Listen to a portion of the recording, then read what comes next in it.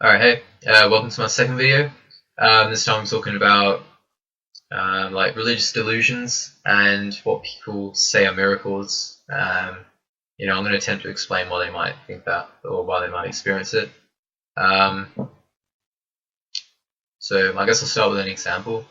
Uh, I remember a few years ago, sort of about 3 or 4 years ago, when I used to go to the Easter camps of my church. Well, it was multiple churches in one place, and get together and sing and talk about how much people are shit and how we need God um, to be decent people.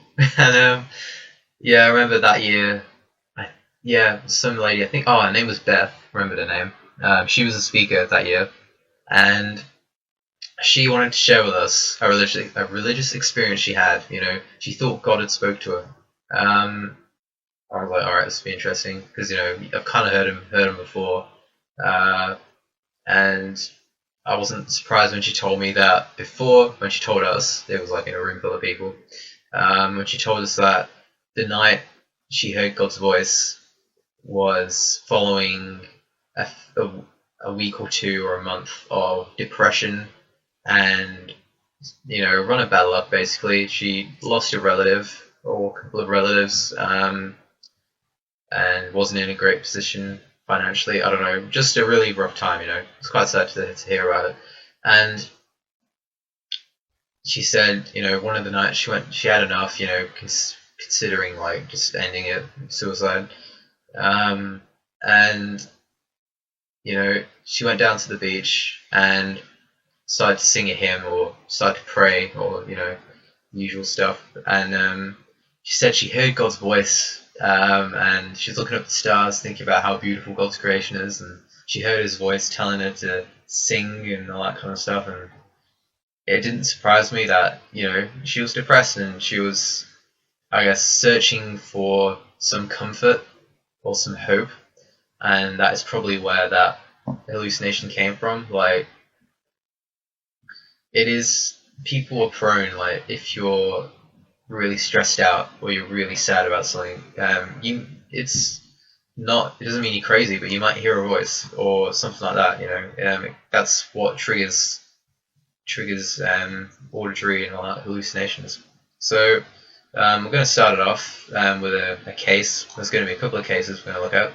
The first one is Annalise Michael, and you might know her from, if you've seen the movie The Exorcism of Emily Rose.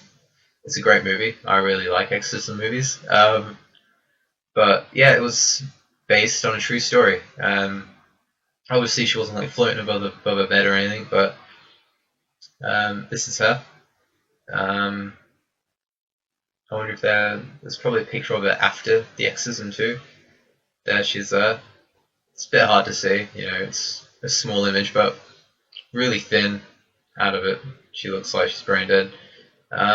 So this girl, this is like 1970s. She was diagnosed with epilepsy after she started hearing devilish voices and hallucinations, especially when she was praying. And look, suffering from depression, and considering suicide. So it says, after a while, her parents gave up on doctors and they relied on exorcisms. Look, I know people think they know what's best for their kids. In most cases, they do. But man, to just give up completely on medical treatment, like, I don't know what the mental illness medication or the treatments they used for mental illness was like back in the 70s. Probably not very good, but it would have been better than strapping your daughter to a bed and exercising her. Obviously, some old lady apparently told her parents or something that she was possessed by the devil.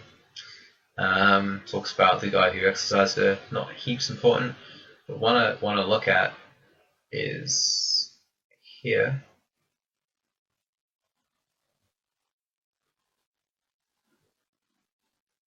Here we go. Did the exorcisms cause her bodily harm? She did 67 rites of exorcism over a period of 10 months. Over that time, the ligaments in her knees ruptured due to the 600 genuflections that she performed obsessively during each exorcism session. So, consistently falling onto your knees.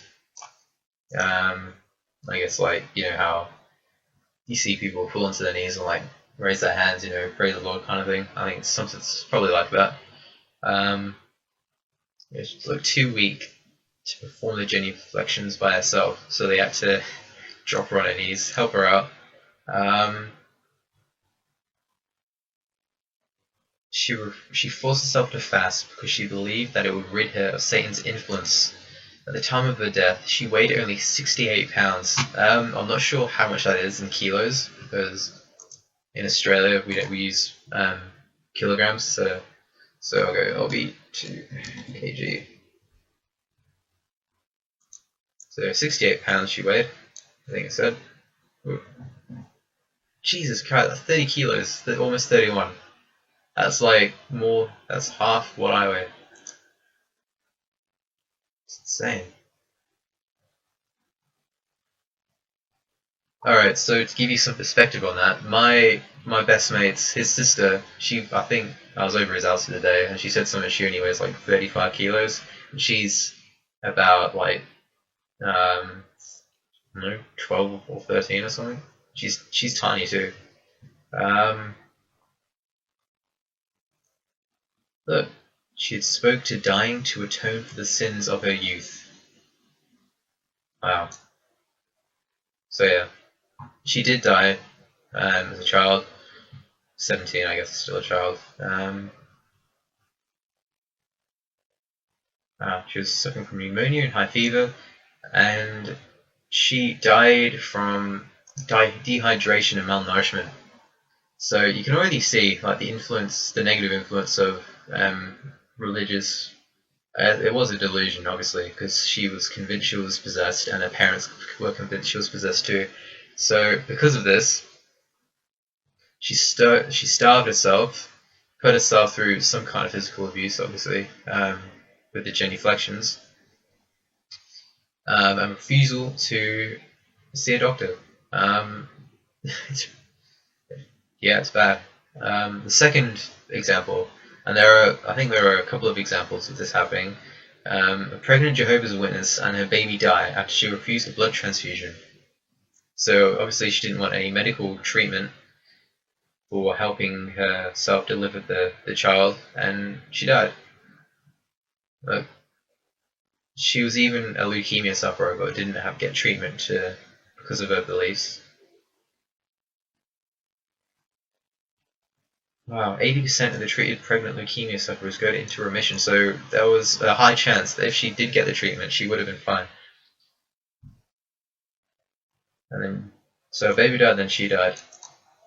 And obviously this is another example of another example of the religiously deluded people, responsible for the harm of themselves and other people. And it's really sad. Like, all you need is medical help. Medicine is a great thing, and it's retarded to deny that and to push that away. So here we have. What was I? I found a good bit. It's down here again.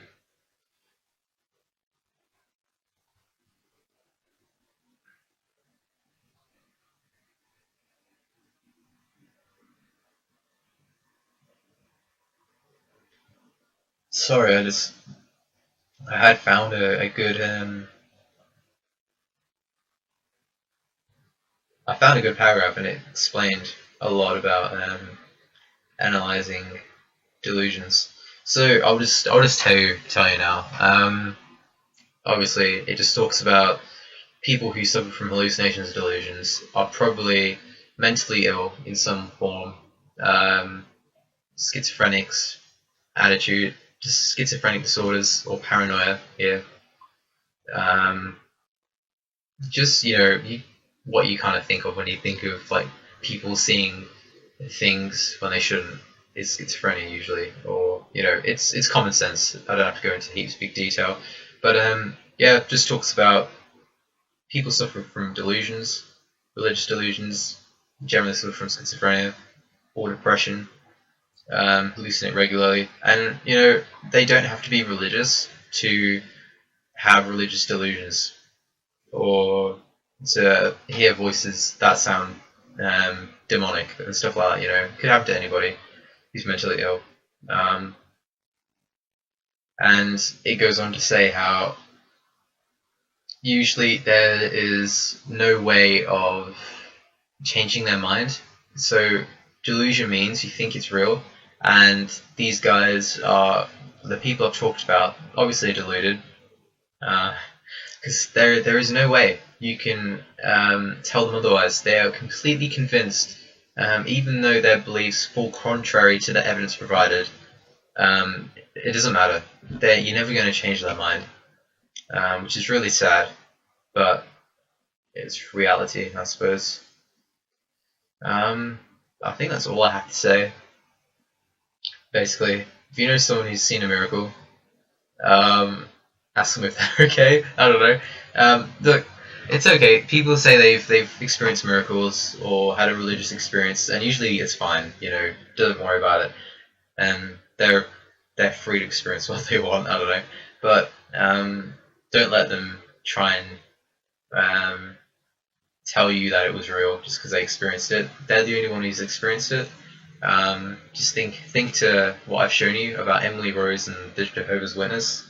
And look, don't have a go at anybody who claims to have had an experience. They're completely entitled to think what they want, but it's when it starts getting dangerous, they're being told to do things from the voice of God. I'm not sure if I told you earlier in the video, or if it was just an idea I had, but there was a guy called Louis Theroux. He's a British journalist, and he went to a psych ward, like a home for people who, it's not like a ward where they lock you up or anything, but it was a home for people who had committed like an atrocity, but they were mentally ill, so they're getting treatment before they stand trial, kind of thing. And there was this one man, and he had beaten his mother to death because he thought he heard the voice of God tell him that she was possessed by the devil or a demon. And it's stuff like that is dangerous. Not people saying they experienced I think I know a lot of people say it was like electricity or just a flood of warmth entered my body, and I knew that was God. That doesn't matter. It's okay. But it's when people start hearing things, or God's telling them to do stuff, or they're starting to hallucinate regularly. So I need to plug in my laptop because it's about to die. There we go. Thanks for watching. I hope you enjoyed it. I'll probably make another video Thursday, because I don't know, Tuesday and Thursdays are like my most freest days. On weekend, I do work and see friends, and then the other days I'm at uni doing work and seeing friends. So yeah, Tuesdays and Thursdays are generally when I might make a video if I have something to make a video about, or if I feel like it. Obviously these aren't like amazing videos. I upload them and record them in the same day, so they're not that edited or anything. But I appreciate you watching them, and subscribe and like it if you want to. All like 10 of you. Alright, thanks. I'll see you next time.